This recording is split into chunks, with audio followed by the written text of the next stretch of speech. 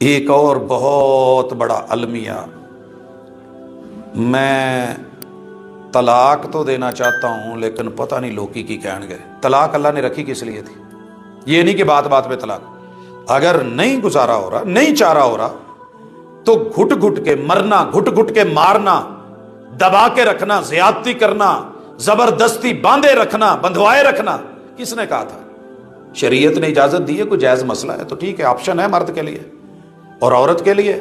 نہ تھی۔ یہ خاندانی عورتاں خلا نہیں لیں دیاں، اسلام خاندانوں کے لیے نہیں اترا۔ وہ بھئی حالات کے تحت مر رہی ہے، مار کھا رہی ہے، ظلم سہ رہی ہے، زیادتیاں سہ رہی ہے، جوڑ ہے ہی نہیں،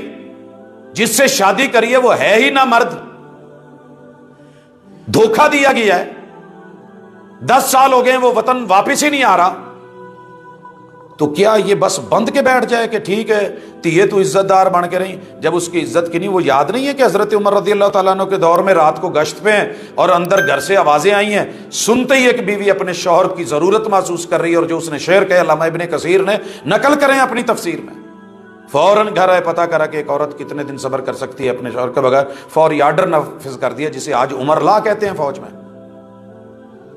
کہ اتنے مہینے سے زیادہ بارڈر پہ فوجیں لگی ہوں اور گمسان کی لڑائی اور جنگ بھی ہو تو اس فوجی کو واپس بھیجا جائے کر۔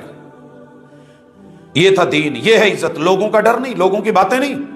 یہ دیکھیے کہ وقت کی، حق کی، فرض کی ضرورت اور جائز تمنا اور آرزو کو شریعت نے کس نظر سے دیکھا ہے۔